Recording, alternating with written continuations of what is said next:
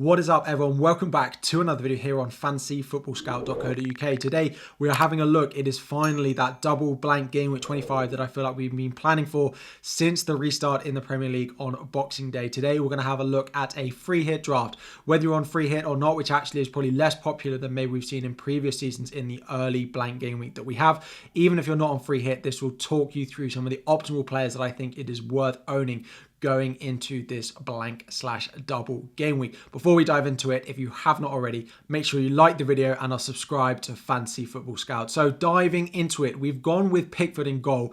We've got Ward in here just because I needed to save the money. It doesn't really matter who your backup goalkeeper is. It looks like Pickford's going to be absolutely fine. Pickford is the one that we've got in goal. Of course, a double game week for Everton. They have Arsenal and they have Aston Villa in there as well. I have gone with him because Everton was the double game week team that I didn't want enough of the other outfield players.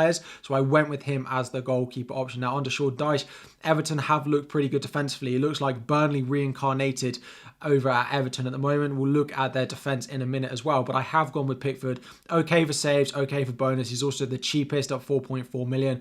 Probably a good option for you to go and get this week as well. Now, moving into defence. Before you go completely, Harry, why have you got triple Wolves defence in this free hit draft? Do not worry, you're only going to be playing one of them this week, but to fill up the bench, I thought, well, you may as well fill up the bench with double game week players rather than just having single game week players on your bench anyway, because I don't see that many single game week clean sheets anyway, so I just thought, oh, let's have the double game week players on the bench. So we do have triple Wolves in theory. Bueno would sit last on your bench, so you don't really need to worry about him. If you own him in your normal team, probably would be okay starting him. I think we'll start one of the two in the double game. We can probably come on as a sub in the other. Kilman, probably also the one that's going to sit on your bench this week. He's going up in price. He's up to 4.4 million. He is nailed on. The attacking threat isn't there that much, but he's pretty good for bonus. The one I'd probably look to start is Dawson. The new signing, of course, came from West Ham. The goal threat is there for him, so he has that potential on top of the sort of standard clean sheet. Now, the double for them against Liverpool and Fulham isn't that great, so that's why I'm only looking to start one of them, despite there being three of them in this free hit draft. So Dawson would be looking to start. Now, elsewhere in the defence, I would be starting another Everton option in Tarkowski. Again, the way that Everton are playing at the moment, clean sheets are their number one priority, and if they're going to score goals, they're coming from set pieces, and practically every corner McNeil just aims for Tarkowski pretty much at the back post every single time. So he is probably the best defender you can get outside of the Liverpool defence going into this week. Really like what he can offer at his very, very cheap price. Plus, they have some nice fixtures going forward, and under Dyche, we know they're going to be pretty good defensively as well.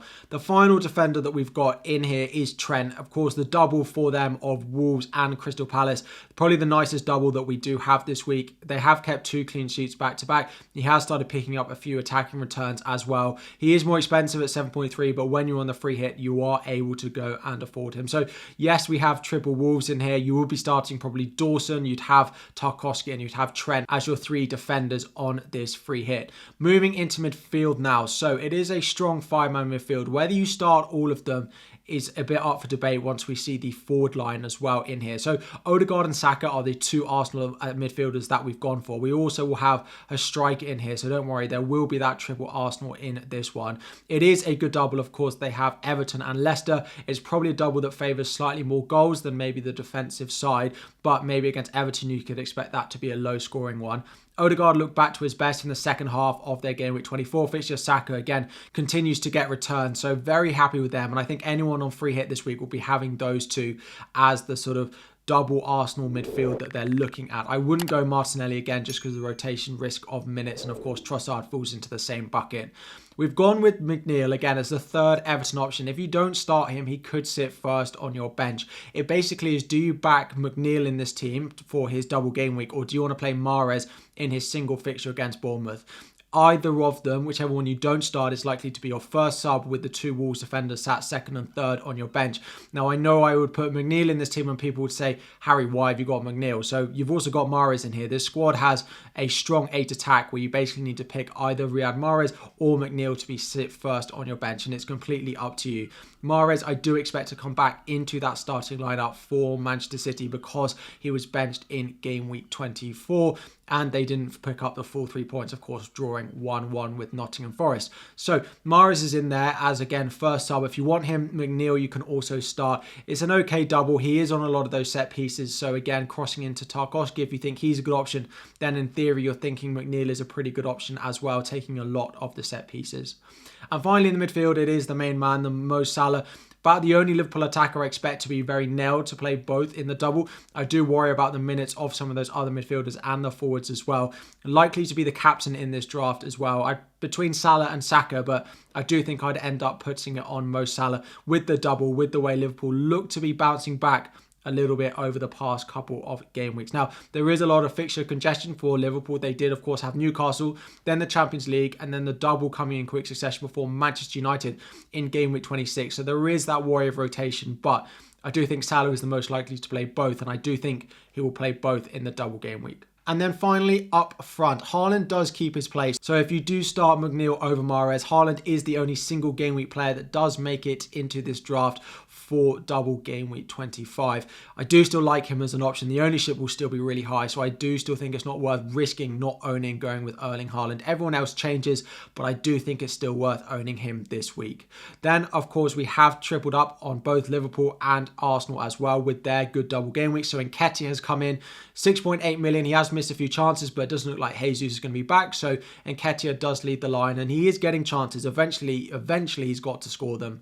And finally, up front, we have got Darwin Núñez. Now, he's currently yellow flag. Liverpool do play on Tuesday evening in the Champions League. Klopp has said there is potential for him to play in that one. We don't 100% know if he's going to be available or not yet at time of recording, but I'd be pretty confident that he probably does end up being fit. If he doesn't, then you could easily downgrade him to Diego Jota, who likely fill his place. You could also go and sell Mahrez and go and get Gakpo in midfield. It's very easy to move around. You could also sell the likes of Bueno and go and put Robertson in there. So Darwin is easily move around if he doesn't end up being fit and available for that double in game week 25 that they do have. He is in the first choice Liverpool option. Again, I have mentioned there's a little bit of a worry of rotation for that Liverpool team. So exactly how nailed he is, I'm not 100% sure. And he's probably the one that I'm 50-50 on whether including. But if I was on a free hit, I do think I would go with Darwin. So this team would be a 3-4-3 pretty much going into this week. The bench, last on your bench would be Bueno, then Kilman. You'd also have, of course, Danny Ward on your bench.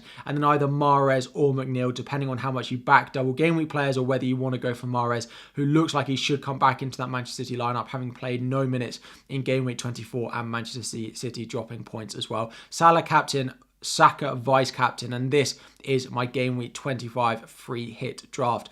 Let me know what you think. Would you change any of these players? Drop it all in the comment section down below. If you have not already, make sure to smash that like button. And if you enjoy FPL videos as well, go and check out my channel. Go and see what I'm doing with my team. Not playing my free hit, but what transfers I'm considering. -4, -8, both are on the cards as well in my transfer plans video. Thank you all so much for watching. Good luck in game week 25 when it does come around. And I'll be back again next week.